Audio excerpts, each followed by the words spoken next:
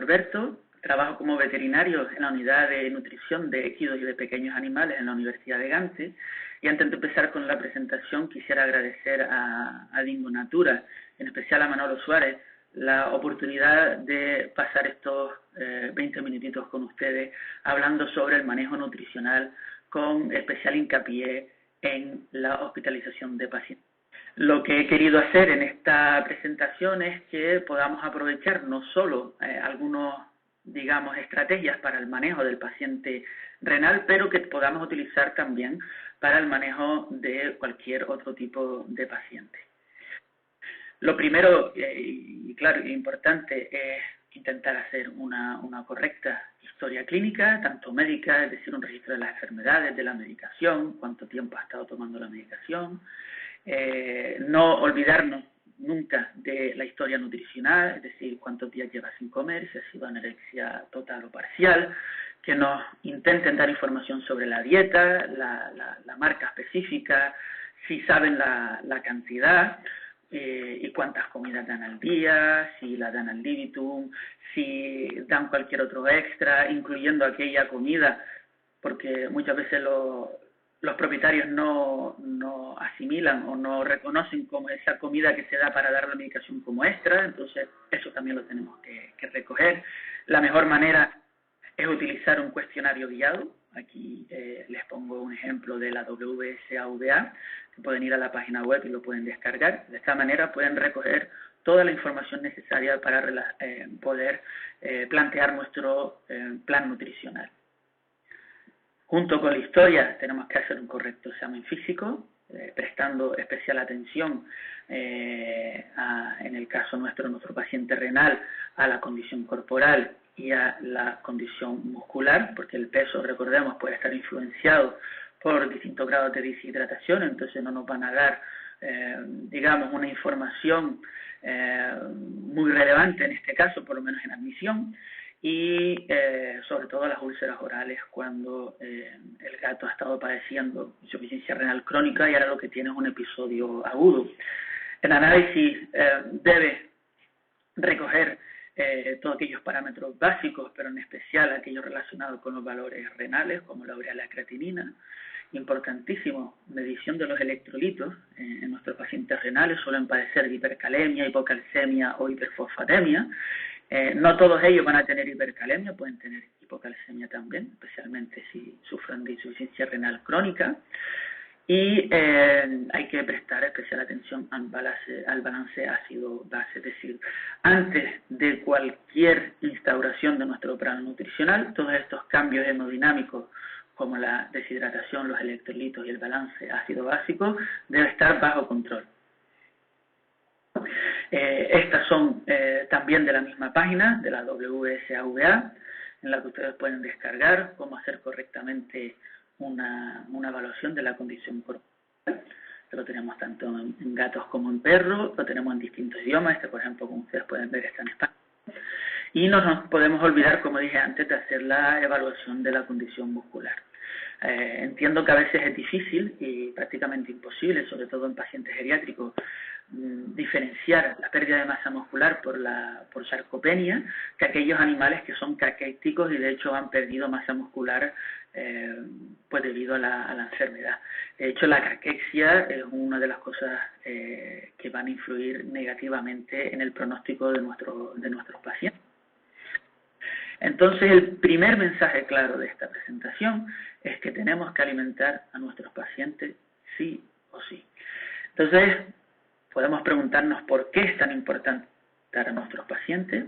Bueno, porque tenemos que evitar la malnutrición. Una vez instaurada la malnutrición, incluso con el mejor de los planes nutricionales, va a ser muy difícil restituir ese metabolismo normal. Una de las principales consecuencias de esa malnutrición es el catabolismo de las proteínas. Y es que el metabolismo no responde igual en animales sanos que enfermos. Cuando nosotros dejamos a un animal sin comer, pues para una castración, por ejemplo, va a utilizar primero el glucógeno, después, una vez agoten esas reservas, pasará a la grasa y por último a las proteínas. En el caso de los animales enfermos, debido al estado y a la liberación de muchas sustancias que tienen un efecto inflamatorio, lo que va a pasar es que una vez consumidos rápidamente las reservas de glucógeno, especialmente en gatos porque son carnívoros estrictos, van a tener un uso exagerado de las proteínas como, digamos, energía, para obtener energía. Entonces tenemos que tener muchísimo cuidado con eso. Incluso nuestros pacientes con afección renal, junto con la uremia, van a haber otras circunstancias que van a influir o ayudar en ese catabolismo de las proteínas, como la resistencia a la insulina, hiperparatiroidismo secundario, catecolaminas, mediadores inflamatorios y la acidosis metabólica. Tenemos que intentar que en este catabolismo de las proteínas siempre haya un balance entre las proteínas requeridas por nuestros pacientes y las proteínas que nosotros vamos a dar con la dieta. Hay un mínimo, pero que es establecido para animales sanos, que es de 2 gramos por 100 kilocalorías en perro y 4 gramos por 100 kilocalorías en gato, y esto realmente es el mínimo mínimo. Solo tendremos que llegar a estos niveles en pacientes que tengan valores renales extremadamente altos. Siempre se recomienda llegar a valores como los que tienen ustedes a la derecha de la presentación, de 2,5 gramos por 100 kilocalorías en perro y 5 gramos por 100 kilocalorías en gato. Evidentemente, si ya tenemos claro que hay que empezar un manejo nutricional, pues el siguiente o la siguiente fase es resolver estas 3 preguntas. ¿Cuándo tengo que empezar a dar de comer? ¿Cómo y qué doy de comer a mi paciente? La primera, ¿cuándo tengo que empezar? Normalmente un periodo de anorexia entre 3 y 5 días es suficiente para que nosotros tengamos que plantearnos empezar a tomar medidas en nuestro paciente. Evidentemente va a depender del perro o del gato. Todos los planes nutricionales deben ser individualizados. Si estamos enfrente de un animal que nos encontramos con un estado bastante deteriorado, o estamos hablando de cachorro, evidentemente hay que empezar mucho antes. Tenemos que tener muchísimo cuidado en los gatos obesos que han sufrido anorexia por el posible desarrollo de la lipidosis hepática. Entonces, esa actitud de esperar y ver qué pasa, nos tenemos que ir quitando un poco de la mente, eso es más, digamos, del pasado. Ahora mismo hay que tener una actitud bastante proactiva en este. Entonces, hay 2 vías principales de alimentación. Tenemos la enteral cuando utilizamos el sistema digestivo y tenemos la parenteral. La parenteral no la vamos a discutir hoy porque no tenemos tiempo. La enteral es la vía preferida por excelencia. Nos ayuda a conservar la integridad de la mucosa, problemas de motilidad, de absorción de toxinas, de translocación bacteriana. Todo eso lo vamos a intentar remediar o digamos, ayudar si utilizamos la vía enteral para dar. Si tenemos suerte y nuestros animales todavía siguen consumiendo algo vía oral, pues podemos, digamos, plantearnos cómo estimulo yo a este paciente. Pues lo hacemos a través de la palatabilidad, es decir, cambiamos el sabor de la dieta, el olor, lo podemos calentar, podemos cambiar la textura de la comida que ofrecemos, sobre todo en pacientes, por ejemplo, nuestros gatos han estado toda la vida comiendo, por ejemplo, pienso seco y están hospitalizados y pensamos que siempre lo primero que van a comer es una dieta húmeda, pero si realmente están acostumbrados a consumir pienso seco, va a ser muy difícil. Entonces no tenemos nunca que olvidarnos de ofrecer también comida seca a los animales hospitalizados. El ambiente tiene que ser tranquilo, sin ruidos, con un refuerzo positivo, y también podemos jugar un poquito con la medicación. La alimentación forzada no la recomiendo para nada, es estresante tanto para el paciente como para el personal del hospital, va incluso a hacer plantear cambios en el comportamiento, pudiendo incluso llegar a ser agresivos estos animales, va a relacionar este momento estresante con la comida y puede desarrollar aversión a la comida, y más preocupante incluso es el desarrollo de neumonía por aspiración. Entonces, mi recomendación es que utilicemos la alimentación forzada. ¿Qué medicación podemos utilizar? Bueno, pues tenemos antieméticos, tenemos protectores gástricos. e incluso tenemos estimulantes del apetito, hay una lista enorme. Realmente el omega 3 no es un medicamento, pero en aquellos pacientes que vamos a mandar a casa son bastante interesantes el suplemento con omega 3. No todos estos fármacos pueden utilizarse en gatos. Digamos que el más común que se utiliza hoy en día es la mirtazapina, y incluso, como ven aquí, tienen una nueva medicación ahora que la han sacado, no sé si hace un año, una cosa así, o un poquito menos, para poder administrarla en forma de ungüento y no realmente luchar con el gato para la administración de los medicamentos. En Estados Unidos tenemos el capromorelin, el que tenemos aquí en marrón, en teaser, pero desgraciadamente no lo tenemos disponible en Europa, y ha estado dando muy buenos resultados en perros, un análogo de la grelina. Entonces, ¿cómo podemos alimentar en caso de que no consuman vía oral? Tendremos que pasar a poner un tubo. Pues dependerá del tipo de paciente. Estos dos tipos de tubos son los que más comúnmente se ponen en las clínicas: el nasoesofágico, nasogástrico o el esofágico. He puesto el nasoesofágico y nasogástrico juntos porque antes sí se pensaba que el nasogástrico daba un poquito más de complicaciones por temas de reflujo, pero ha habido un estudio recientemente que el nivel de complicaciones entre el nasoesofágico y el nasogástrico es exactamente igual. ¿Qué ventajas ofrecer uno en frente al otro? Pues el nasoesofágico es más fácil de poner, es más barato, no requiere tanto tiempo. Digamos, desventajas, solo se debería utilizar en el hospital porque es fácil que los animales se lo quiten. Nos limita el tipo de dieta solo a utilizar dietas líquidas, aunque yo he utilizado dietas enlatadas mezcladas con agua, pero depende mucho de la textura de la dieta, y sobre todo la comodidad puede causar irritación en las fosas nasales. Y el esofágico pues puede utilizarse durante un periodo más largo de tiempo, lo podemos mandar a casa, es más cómodo para el animal. Entonces todos tienen ventajas y desventajas. Este es lo que se debería hacer siempre, que es hacer una radiografía después de colocar el tubo para asegurarnos de que está en el lugar correcto, en el esófago, y que no lo hemos puesto en la tráquea. Si se fijan aquí, otro ejemplo que he puesto, y se ve exactamente cómo el tubo se ha doblado y ha vuelto otra vez en dirección craneal. Por eso siempre tenemos que tener bastante cuidado.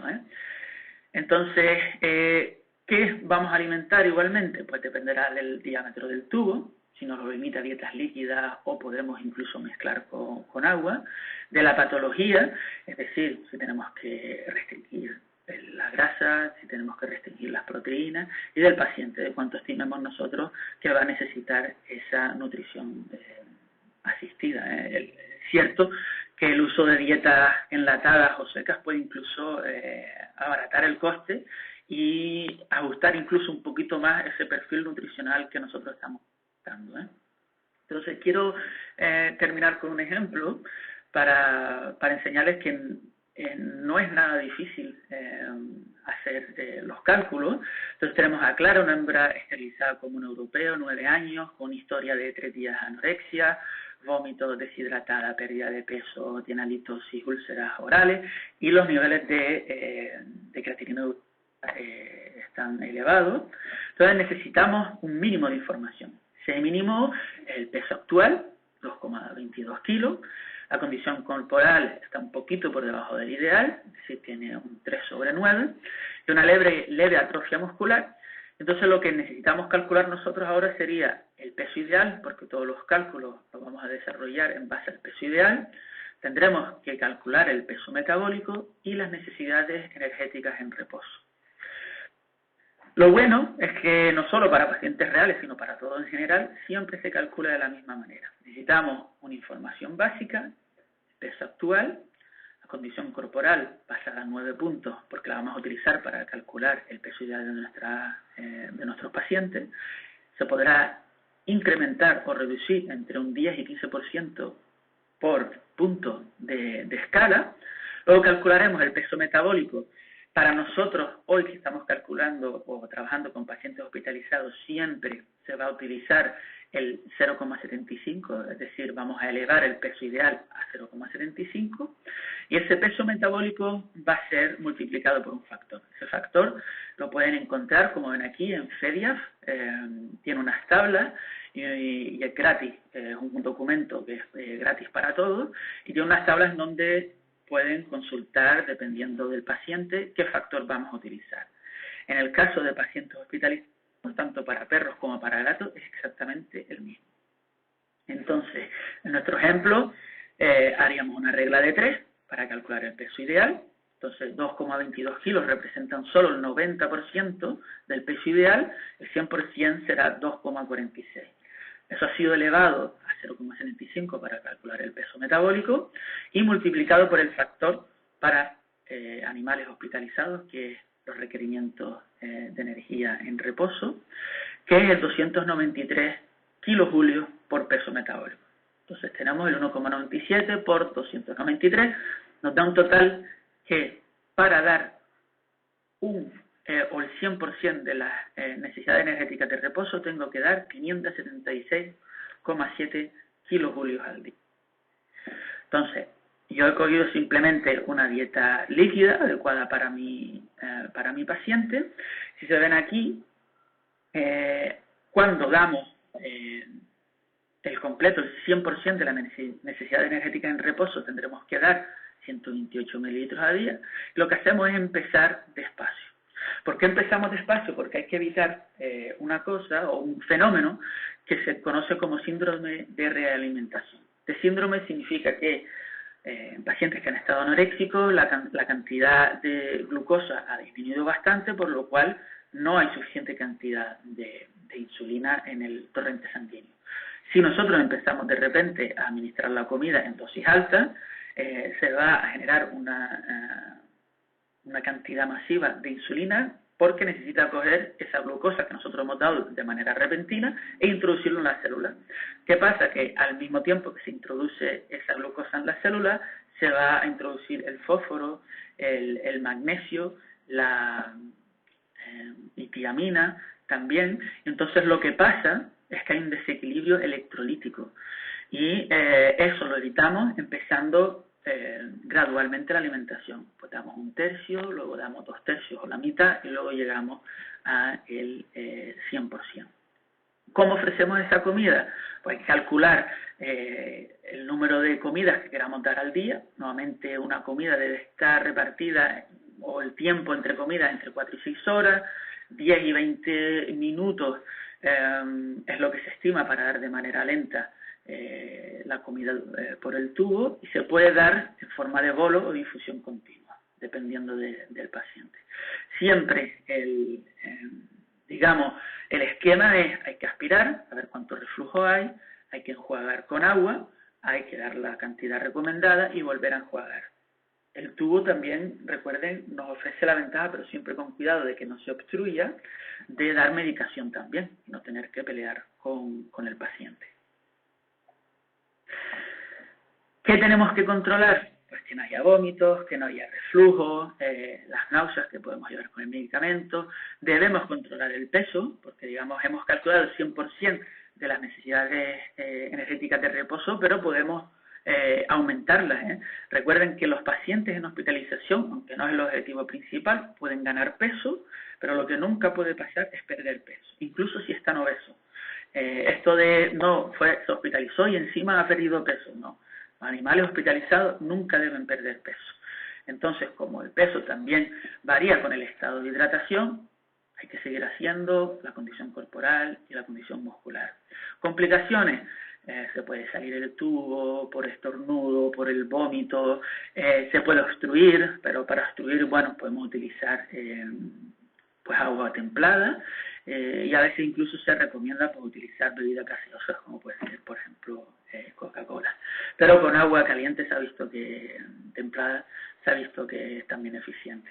Y lo que podemos hacer, si vemos que nuestro paciente ya empieza a tener más apetito, es una combinación entre una parte de la energía la recibe de manera oral y otra a través del tubo. ¿Qué es importante? Educar al propietario. Si hemos tenido éxito en el manejo de nuestro paciente nutricional, podemos mandar a casa, pues educamos al propietario, que tiene que tener complicidad, tiene que ser constancia, que tiene que regular, en caso de que quiera dar golosina, hasta un máximo de 10% de la ingesta energética diaria, que tiene que seguir aplicando los consejos que hemos utilizado en la clínica para, digamos, promover el apetito de nuestra mascota, y si puede, pues, nuestro paciente ha desarrollado, después de este episodio agudo, una insuficiencia renal crónica, pues, digamos, que tiene que hacer una transición a una dieta renal que va a ofrecerle muchísimas ventajas a largo plazo y en el grado de supervivencia de estas mascotas. Entonces, como conclusiones, importantísimo la anamnesis y el examen físico. Hemos visto que hay que iniciar nuestro plan alimentario lo antes posible y que siempre tiene que ser individualizado, que el seguimiento es fundamental, sobre todo en hospitalización, y que la transición a dieta renal, en caso de que hayamos tenido éxito, el gato o el perro haya desarrollado insuficiencia renal crónica y lo mandemos a casa, tiene que hacerse de manera gradual y desde el estadio 1. No hay que esperar a tener estadio 2, 3 y 4, va a ser mucho más difícil, y las ventajas que nos ofrece una dieta renal son mucho más evidentes entre antes empecemos a usarla. Muchas gracias a todos, espero que les haya gustado la presentación y que les sea útil en el futuro y les anima a, digamos, tratar a nuestros pacientes de manera integral, incluyendo también el manejo nutricional como parte de nuestro tratamiento. Muchas gracias.